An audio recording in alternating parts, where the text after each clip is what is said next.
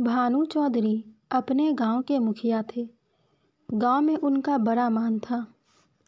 मुखिया साहब की ऐसी धाक बंधी हुई थी कि उनकी मर्जी के बिना गांव में एक पत्ता भी नहीं हिल सकता था। कोई घटना, चाहे वह सास बहू का विवाद हो, चाहे मेड़ या खेत का झगड़ा, चौधरी साहब के शासनाधिकार को पूर्ण रूप से सचेत करने के लिए काफ़ी था। वह तुरंत घटना स्थल पर जा पहुँचते, तहकीकात होने लगती, गवाह और सबूत के सिवा किसी अभियोग को सफलता सहित चलाने में जिन बातों की ज़रूरत होती है, उन सब पर विचार होता और चौधरी जी के दरबार से फैसला हो जाता। किसी को अदालत जाने की ज़रूरत ना पड़ती। हाँ, इस कष्ट के लिए चौधरी साहब कुछ फीस जरूर लेते थे। यदि किसी अवसर पर फीस मिलने में असुविधा के कारण उन्हें धीरज से काम लेना पड़ता तो गांव में आफत मच जाती थी, क्योंकि उनके धीरज और दरोगा जी के क्रोध में कोई घनिष्ठ संबंध था। सारांश यह है कि चौधरी से उनके दोस्त दुश्मन सभी चौकन्ने रहते थे। चौधरी महाशय के 3 सुयोग्य पुत्र थे। बड़े लड़के बितान एक सुशिक्षित मनुष्य थे। डाकिये के रजिस्टर पर दस्तखत कर लेते थे। बड़े अनुभवी, बड़े मर्मज्ञ, बड़े नीति कुशल। मिर्जई की जगह कमीज पहनते, कभी कभी सिगरेट भी पीते, जिससे उनका गौरव बढ़ता था। यद्यपि उनके ये दुर्व्यसन बूढ़े चौधरी को नापसंद थे, पर बेचारे विवश थे, क्योंकि अदालत और कानून के मामले बितान के हाथों में थे। वह कानून का पुतला था। कानून की दफ़ाएं उसकी ज़बान पर रखी रहती थी। गवाह गढ़ने में वह पूरा उस्ताद था। मझले लड़के शान चौधरी कृषि विभाग के अधिकारी थे। बुद्धि के मंद, लेकिन शरीर से बड़े परिश्रमी। जहाँ घास ना जमती हो, वहाँ केसर जमा दें। तीसरे लड़के का नाम गुमान था। वह बड़ा रसिक, साथ ही उदंड भी था। मुहर्रम में ढोल इतने जोरों से बजाता कि कान के पर्दे फट जाते। मछली फंसाने का बड़ा शौकीन था। बड़ा रंगीला इंसान था। उसे दंगल का ऐसा शौक था कि कोसों तक धावा मारता, पर घर वाले कुछ ऐसे शुष्क थे कि उसके इन व्यसनों से तनिक भी सहानुभूति ना रखते थे। पिता और भाइयों ने तो उसे ऊसर खेत समझ रखा था। घुड़की धमकी, शिक्षा और उपदेश, स्नेह और विनय, किसी का उस पर कुछ भी असर ना हुआ। हाँ, भावजें अभी तक उसकी ओर से निराश ना हुई थी। वे अभी तक उसे कड़वी दवाइयाँ पिला दिया करती थी, पर आलस्य वह रोग है जिसका रोगी कभी भी नहीं संभलता। ऐसा कोई बिरला ही दिन जाता होगा कि बांके गुमान को भावजों के कटु वाक्य ना सुनने पड़ते।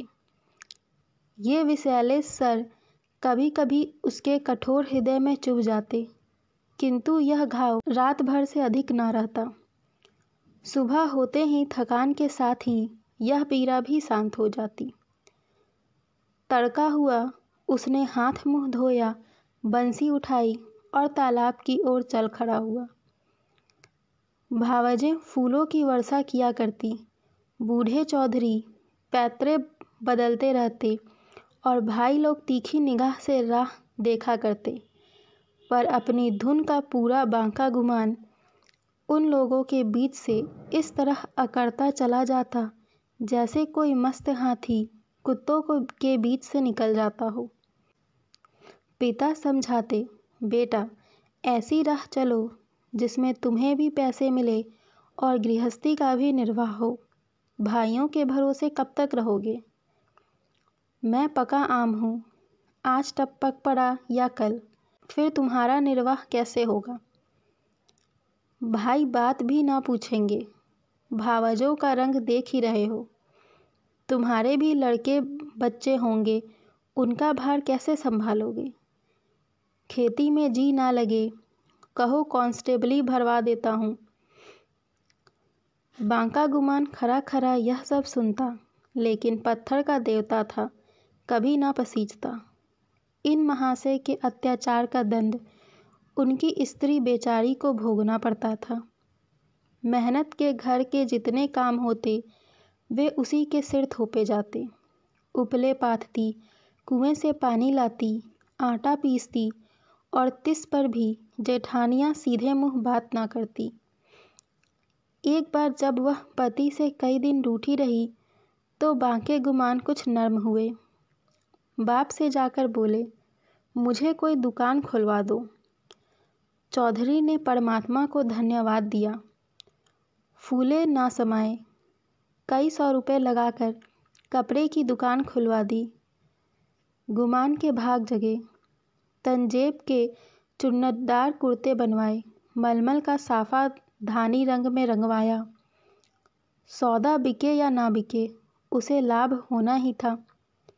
दुकान खुली हुई है, 10-5 गाढ़े मित्र जमे हुए हैं। चरस की दम और ख्याल की ताने उड़ रहे हैं। इस तरह 3 महीने चैन से कटे। बांके गुमान ने खूब दिल खोल कर अरमान निकाले, यहाँ तक कि सारी लागत लाभ हो गई। टाट के टुकड़े के सिवा और कुछ ना बचा। बूढ़े चौधरी कुएं में गिरने चले। भावजों ने घोर आंदोलन मचाया। हमारे बच्चे और हम चिथरों को तरसे, गाढ़े का एक कुर्ता भी नसीब ना हो और इतनी बड़ी दुकान इस निखट्टू का कफन बन गई। अब कौन मुंह दिखाएगा, कौन मुंह लेकर घर में पैर रखेगा। किंतु बांके गुमान के तेवर जरा भी मैले ना हुए। वही मुंह लिए वह फिर घर आया और फिर वही पुरानी चाल चलने लगा। ना भाई बितान उसके ये ठाठ बाट देख कर जल जाता। मैं सारे दिन पसीना बहाऊं, मुझे नैन सुख का कुर्ता भी ना मिले। यह अपाहिज सारे दिन चारपाई तोड़े और यूं बन ठन कर निकले। ऐसे वस्त्र तो शायद मुझे अपने ब्याह में भी ना मिले होंगे। मीठे सान के हृदय में भी कुछ ऐसे ही विचार उठते थे। अंत में यह जलन ना सही गई और अग्नि भड़की तो एक दिन बितान की पत्नी गुमान के सारे कपड़े उठा लाई और उन पर मिट्टी का तेल उड़ेल कर आग लगा दी। ज्वाला उठी, सारे कपड़े देखते देखते जलकर राख हो गई। गुमान रोते थे, दोनों भाई खड़े तमाशा देख रहे थे। बूढ़े चौधरी ने यह दृश्य देखा और सिर पीट लिया। यह ज्वाला तो थोड़ी देर में शांत हो गई, परंतु हृदय की आग ज्यों की त्यों दहकती रही। अंत में एक दिन बूढ़े चौधरी ने घर के सारे लोगों को एकत्र किया और इस विषय पर विचार करने लगे कि बेरा कैसे पार हो। बितान ने बोला, बेटा, तुमने आज देखा कि बात की बात में सैकड़ों रुपए पर पानी फिर गया। अब इस तरह निर्वाह होना असंभव है। तुम समझदार हो, मुकदमे मामले करते हो, कोई ऐसी राह निकालो कि घर डूबने से बचे। मैं तो यह चाहता था कि जब तक चोला रहे सबको समेटे रहूं, मगर भगवान के मन में कुछ और ही है।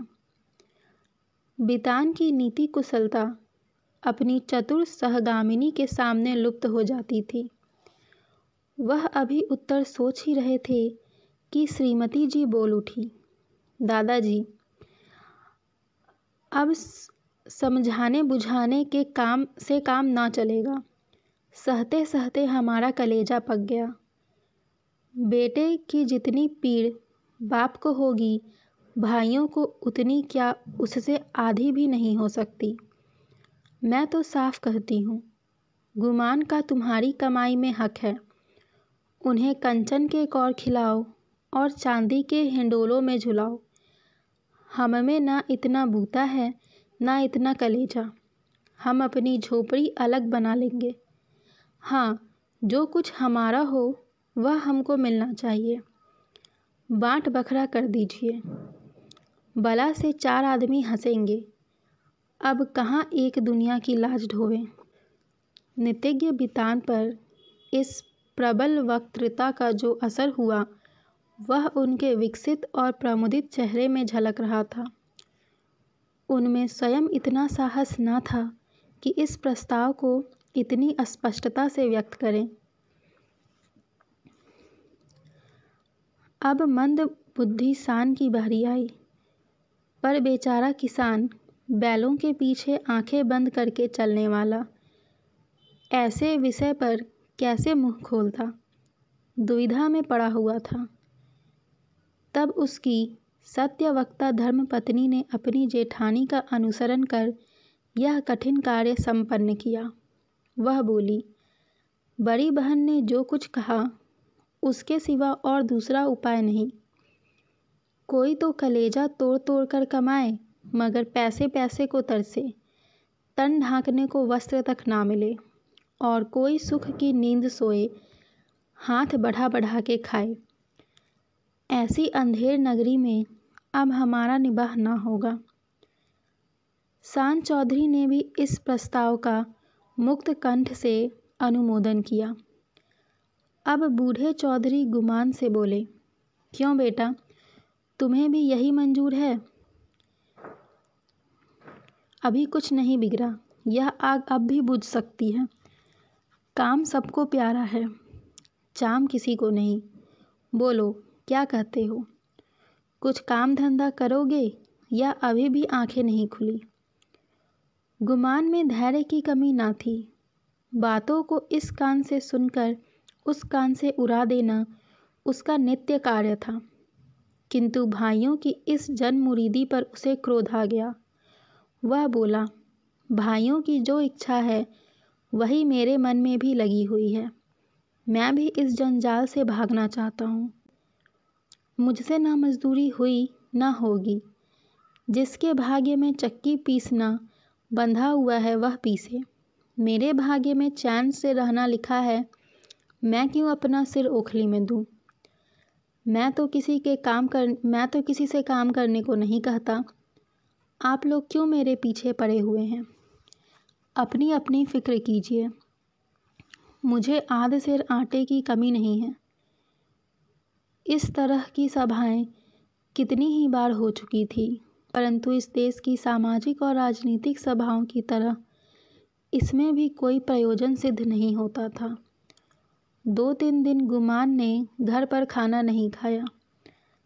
जतन सिंह ठाकुर शौकीन आदमी थे, उन्हीं की चौपाल में पड़ा रहता। अंत में बूढ़े चौधरी गए और मना कर लाए। अब फिर वह पुरानी गाड़ी अड़ती, मचलती, हिलती चलने लगी। पांडे के घर के चूहों की तरह चौधरी के घर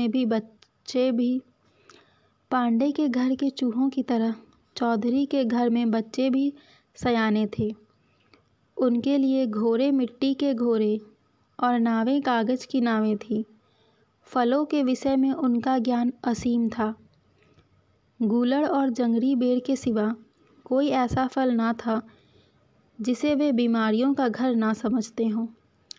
लेकिन गुरदीन के खांचे में ऐसा प्रबल आकर्षण था कि उसकी ललकार सुनते ही उसका सारा ज्ञान व्यर्थ हो जाता था।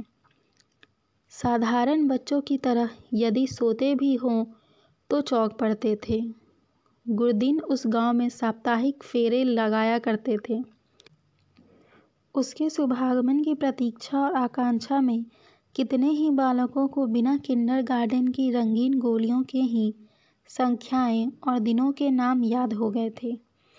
गुरदीन बूढ़ा सा मैला कुचैला आदमी था, किंतु आसपास में उसका नाम उपद्रवी लड़कों के लिए हनुमान मंत्र से कम ना था। उसकी आवाज़ सुनते ही उसके खोंचे पर लड़कों का ऐसा धावा होता कि मक्खियों की असंख्य सेना को भी रणस्थल से भागना पड़ता। और जहाँ बच्चों के लिए मिठाइयाँ थीं, वहाँ गुरदीन के पास माताओं के लिए इससे भी ज़्यादा मीठी बातें।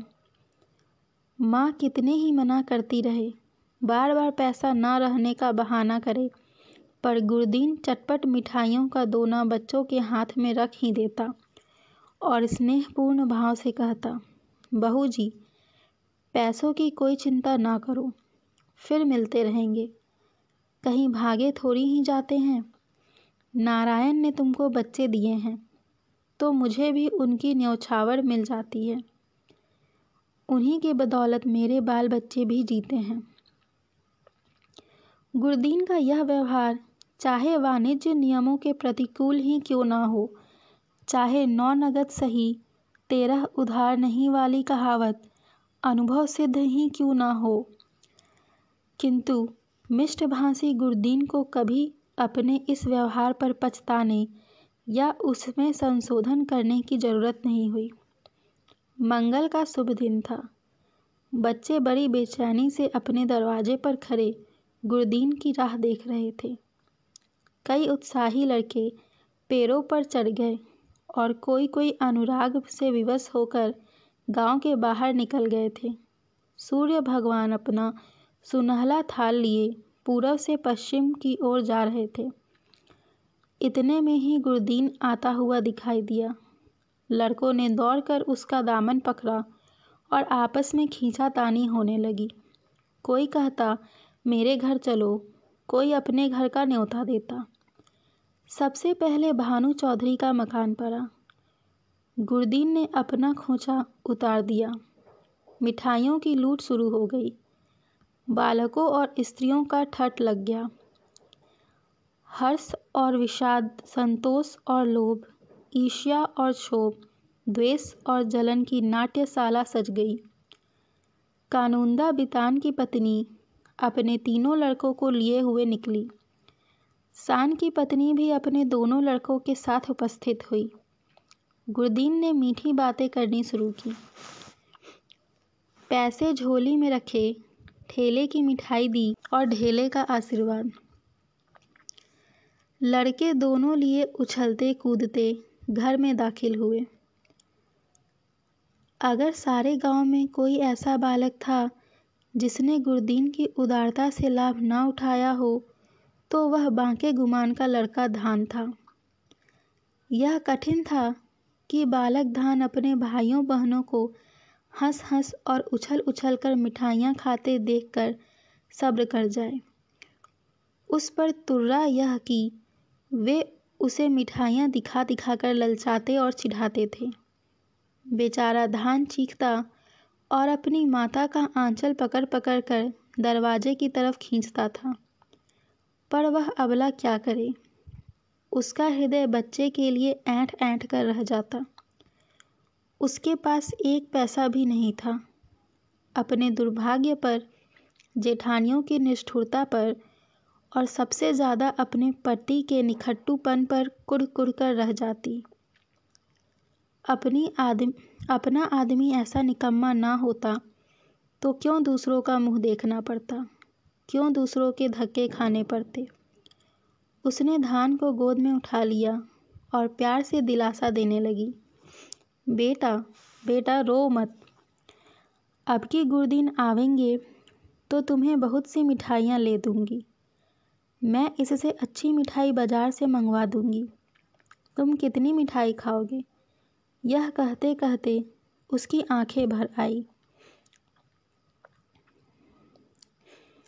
अपना प्यारा बच्चा ढेले की मिठाई को तरसे और घर में किसी का पत्थर सा कलेजा भी ना पसीजा। वह बेचारी तो इन चिंताओं में डूबी हुई थी और धान किसी तरह चुप ही ना होता था। जब कुछ वश ना चला तो माँ की गोद से ज़मीन पर उतरकर लौटने लगा और रो रो कर दुनिया सिर पर उठा ली। माँ ने बहुत बहलाया फुसलाया, यहाँ तक कि उसे बच्चे के इस हठ पर क्रोध भी आ गया। मानव हृदय के रहस्य कभी समझ नहीं आते। कहाँ तो बच्चे को प्यार से चिमटाती थी, ऐसी झल्लाई कि उसे 2-3 थप्पड़ जोर से लगाए और गुरक कर बोली, चुप हो जा, तेरा ही मुंह मिठाई खाने का है। अपने दिन को नहीं रोता, मिठाई खाने चला है। बांका गुमान अपनी कोठरी के द्वार पर बैठा हुआ यह कौतुक बड़े ध्यान से देख रहा था। वह इस बच्चे को बहुत चाहता था। इस वक्त के थप्पड़ उसके हृदय में तेज भाले के समान लगे और चुभ गए। शायद उनका अभिप्राय भी यही था। दुनिया रुई को धुनने के लिए दांत पर चोट लगाता है। जिस तरह पत्थर और पानी में आग छिपी रहती है, उसी तरह मनुष्य के हृदय में भी, चाहे वह कैसा ही क्रूर और कठोर क्यों ना हो, उत्कृष्ट और कोमल भावें छिपी रहती हैं। गुमान की आंखें भर आई। आंसू की बूंद बहुधा हमारे हृदय की मलिनता को उज्ज्वल कर देती है। गुमान सचेत हो गया। उसने जाकर बच्चे को गोद में उठा लिया और अपनी पत्नी से कहा, बच्चे पर इतना क्रोध क्यों करती हो? तुम्हारा दोषी मैं हूँ। मुझको जो दंड चाहे दो। परमात्मा ने चाहा तो कल से लोग इस घर में मेरा और मेरे बाल बच्चों का भी आदर करेंगे। तुमने आज मुझे सदा के लिए इस तरह जगा दिया, मानो मेरे कानों में शंखनाद कर मुझे कर्म पथ में प्रवेश करने का उपदेश दिया हो।